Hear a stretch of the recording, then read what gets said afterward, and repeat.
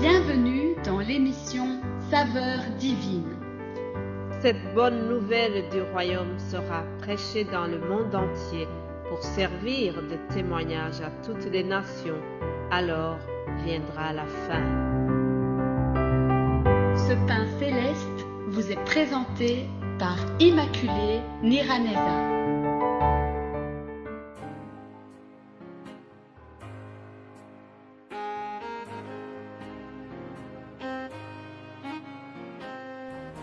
Bienvenue très chers amis à l'écoute de cette émission Saveurs divines. Que la paix de Christ soit avec vous. Alléluia. Je bénis l'Éternel qui me donne le souffle de vie aujourd'hui. Nous arrivons tout doucement vers la fin de notre semaine et nous sommes en train de voir ce personnage si important, si passionnant, Abraham. En regardant cette vidéo à la fin, je voudrais que vous reteniez deux choses. Lorsque Dieu promet quelque chose, en général, il ne le dit pas une seule fois. Il le dit et il le répète.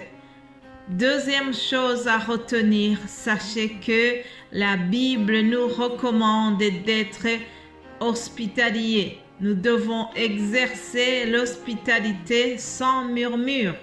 Voilà deux grandes choses à retenir de ce que je vais vous lire. Mais retenez aussi que Dieu promet à Abraham et Sarah de leur donner le fils Isaac. Lisons d'abord ce qui précède le long message que je vais vous lire après. Dans le chapitre 17, nous lisons ceci. C'est la première fois que Dieu donne cette promesse. Dieu dit, « Certainement, Sarah, ta femme, t'enfantera un fils et tu l'appelleras du nom d'Isaac. J'établirai mon alliance avec lui comme une alliance perpétuelle pour sa postérité après lui. » Voilà, c'est ici que commence cette promesse concernant le fils Isaac. Deuxième fois que Dieu le dit, c'est dans le chapitre 18. C'est un long passage que je vais vous lire. Après, nous allons voir ce que nous pouvons retenir de ce long passage. Lisons au nom de Jésus-Christ. Le titre est le suivant. Annonce de la naissance d'Isaac. L'Éternel lui apparut parmi les chênes de Mamré, comme il était assis à l'entrée de sa tente pendant la chaleur du jour. Il leva les yeux et regarda, et voici, 3 hommes étaient debout près de lui.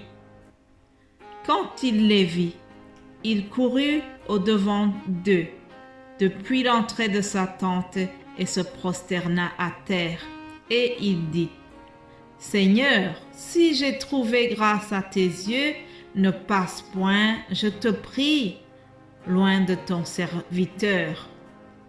Permettez qu'on apporte un peu d'eau pour vous laver les pieds, et reposez-vous sous cet arbre. J'irai prendre un morceau de pain pour fortifier votre cœur.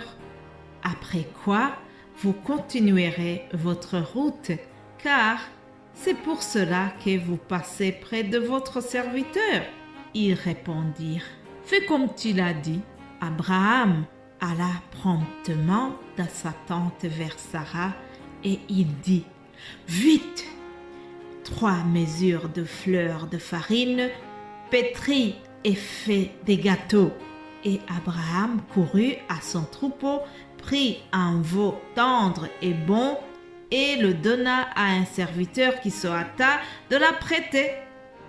Il prit encore de la crème et du lait avec le veau qu'on avait apprêté, et il les mit devant eux. Il se tint lui-même à leur côté, sous l'arbre, et ils mangèrent. Alors ils lui dirent, « Où est Sarah, ta femme ?»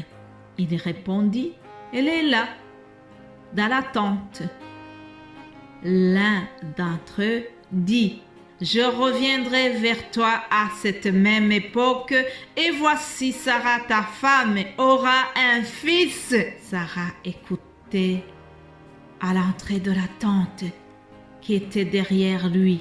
Abraham et Sarah étaient avancés en âge et Sarah ne pouvait plus espérer avoir des enfants. Elle rit en elle-même en disant: « Maintenant que je suis vieille, aurai-je encore des désirs? Mon Seigneur aussi est vieux. » L'Éternel dit à Abraham: « Pourquoi donc Sarah a-t-elle ri en disant: est-ce que vraiment aurais-je un enfant, moi qui suis vieille? Y a-t-il rien qui soit étonnant de la part de l'Éternel? Au temps fixé, je reviendrai vers toi à cette même époque et Sarah aura un fils. » Alléluia! Voilà, c'est l'Éternel qui vient de parler à ce couple. Alléluia, mes bien-aimés de Dieu. Tout commence par l'arrivée de ces trois personnages. Trois hommes étaient debout devant Abraham. On nous dit qu'il s'agissait de trois hommes. Mais ce qui est étonnant, c'est que lorsqu'Abraham s'adresse à eux, il leur parle au singulier. Il dit: « Seigneur, si j'ai trouvé grâce à tes yeux. » Donc il leur parle comme si c'était une seule personne. Autrement dit, Abraham a déjà la révélation que ces trois anges qui sont devant lui, ils représentent l'Éternel, ils représentent le Dieu Tout-Puissant, le Dieu qui lui a donné depuis longtemps des belles promesses. Alléluia, il a déjà compris. Au verset 4, Abraham se mobilise et il mobilise toute la famille. Il demande qu'on apporte de l'eau pour laver les pieds de ses visiteurs. Mais bien-aimés de Dieu, sachez que le lavement des pieds, c'est un signe de bon accueil. C'est un signe d'une très grande hospitalité, un signe de respect. Vous savez, Simon, dans le Nouveau Testament, on nous raconte comment Jésus-Christ est allé chez Simon et il a été mal accueilli. En tout cas, Jésus n'a pas apprécié l'accueil. Je fais vite une parenthèse en allant dans l'Évangile selon Luc chapitre 7 pour vous montrer l'importance du lavement des pieds. Jésus donc reproche à son hôte Simon, il dit: « Vois-tu cette femme, je suis entré dans ta maison et tu ne m'as point donné d'eau pour laver mes pieds. Mais elle les a mouillés de ses larmes et les a essuyés avec ses cheveux. » Ça, c'est Jésus qui parle à Simon en lui faisant de reproches qu'il n'a pas lavé ses pieds. Autrement dit, il lui dit: « Je suis mal reçu chez toi. » Ce qui est le contraire de chez Abraham. Lui, il a bien accueilli ses visiteurs, il a été chercher un veau, il a pris le meilleur veau de son troupeau et il a offert à ses visiteurs. Alors, il a demandé à sa femme aussi de se dépêcher pour faire de la pâte et ils ont fait à manger en vitesse. Ils ont offert à leurs visiteurs. Alors, au verset 10, ils ont bien mangé, ils ont été très bien reçus et voilà qu'il donne la promesse pour le fils qui doit naître en disant: « Je reviendrai vers toi à cette même époque et Sarah, ta femme, aura un fils. » Alléluia! Lorsque Dieu dit quelque chose, lorsqu'il promet en général, il le répète plusieurs fois. À l'annonce de cette naissance, Sarah a eu des doutes. Sarah n'y croyait pas du tout parce que, comme je vous le disais hier, biologiquement parlant, pour Sarah, c'était impossible. Mais elle ignorait quelque chose, c'est que rien n'est impossible à notre Dieu. Alléluia. Et au verset 14, l'Éternel lui dit vraiment que rien n'est impossible à lui en disant: y a-t-il rien qui soit étonnant de la part de l'Éternel? Au temps fixé, je reviendrai vers toi à cette même époque et Sarah aura un fils. Alléluia.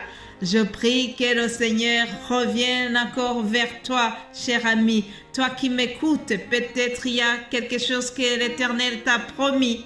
Si tu es dans le doute, si tu es dans le désespoir d'attendre, je voudrais vraiment t'encourager encore. Sois patient, garde confiance, garde l'espoir, car rien n'est impossible à notre Dieu. Celui qui t'a parlé ne ment pas, il n'est pas un homme pour mentir. Alléluia. Sois béni et nous allons continuer demain pour une autre saveur divine.